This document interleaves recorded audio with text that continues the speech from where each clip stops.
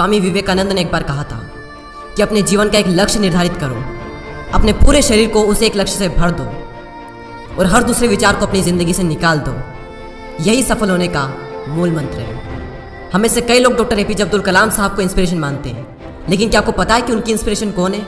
स्वामी विवेकानंद। और सिर्फ यही नहीं, बल्कि निकोला टेस्ला, सुभाष चंद्र बोस, लाल बहादुर शास्त्री और भी कई सारे ऐसे लीजेंड्स हैं जिनकी इंस्पिरेशन स्वामी विवेकानंद है। आज हम स्वामी जी के जीवन की 3 कहानियां डिस्कस करेंगे और जीवन की बहुत बड़ी सीख है इन तीनों कहानियों में। पहली कहानी, एक बार स्वामी जी को नदी पार करना था और वो नदी के पास में खड़े थे। तभी एक साधु ने आकर उनसे पूछा, क्या आप ही स्वामी विवेकानंद हो? स्वामी जी ने जवाब दिया कि जी हाँ, मैं ही स्वामी विवेकानंद हूँ। तभी साधु ने पूछा कि स्वामी जी, आप यहाँ पर क्या कर रहे हो? स्वामी जी ने कहा कि मुझे नदी पार करना है और मैं नाव का इंतजार कर रहा हूँ। तभी साधु ने कहा कि तुम इतने बड़े इंसान हो, कई सारे लोग तुम्हें अपनी प्रेरणा का स्रोत मानते हैं और तुम एक नदी पार नहीं कर सकते। देखो, मैं तुम्हें नदी पार करके बताता हूँ। तभी उस साधु ने पानी पर चल करके उस नदी को पार किया और फिर से पानी पर चल करके स्वामी जी के पास लौट कर आए और बोले कि देखो, मेरे पास इतनी शक्ति है, मेरे पास इतना टैलेंट है, मेरे पास इतना ज्ञान है, उसके बावजूद भी मुझे कोई नहीं जानता।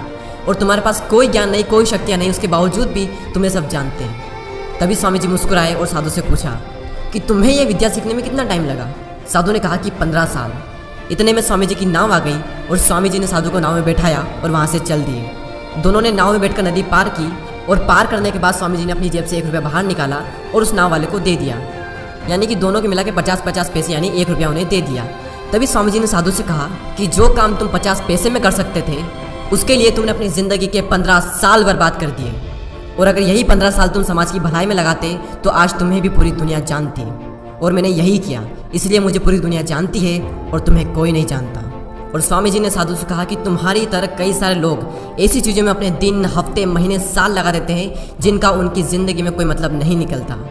इसलिए अपने टाइम को ऐसी जगह पर लगाओ जहाँ पर उसका एक्चुअल में कोई सेंस निकले, क्योंकि टाइम से बढ़कर इस दुनिया में कोई भी इंपॉर्टेंट चीज़ नहीं है। अगर समय बर्बाद तो ज़िंदगी बर्बाद। दूसरी कहानी, एक बार स्वामी जी एक ब्रिज पर चल रहे थे। तभी वहाँ पर कुछ बंदर उनके पीछे पड़ जाते हैं। कोई बंदर उन पर लपक रहा, कोई उनका प्रसाद छीनने की कोशिश कर रहा और स्वामी जी उन बंदरों से पीछे छुड़ाने के लिए वहाँ से भागने लगे। स्वामी जी भागे जा रहे थे और वो बंदर भी उनके पीछे पीछे भागने लगे।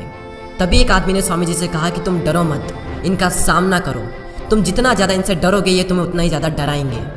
तभी स्वामी जी पीछे मुड़ते हैं और आंखें निकाल कर उन बंदरों पर जोर से चीखते हैं और तभी सारे बंदर वहाँ से दुम दबाकर भाग जाते हैं। और उन्हीं बंदरों की तरह होते हैं हमारे नेगेटिव थॉट्स, जिनसे हम डरते हैं। और जितना ज़्यादा हम इनसे डरेंगे ये हमें उतना ही ज़्यादा डराएंगे। इसलिए नेगेटिव थॉट्स और डर से डरो मत, बल्कि उनका सामना करो। इनसे तुम जितना ज़्यादा डरोगे ये तुम्हें उतना ही ज़्यादा डराएंगे।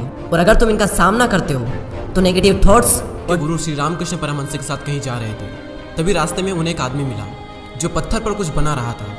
तभी रामकृष्ण परमहंस जी ने पूछा कि तुम इस पर क्या बना रहे हो? तभी उस व्यक्ति ने जवाब दिया कि मैं एक राजा की मूर्ति बना रहा हूँ। रामकृष्ण जी ने पूछा कि क्या उस राजा की तुम्हारे पास में कोई तस्वीर है? तभी उस मूर्तिकार ने कहा कि नहीं, मेरे पास उनकी कोई तस्वीर नहीं है। तभी रामकृष्ण जी बोले कि अगर तुम्हारे पास उनकी कोई तस्वीर नहीं है तो फिर तुम उनकी मूर्ति कैसे बना सकते हो?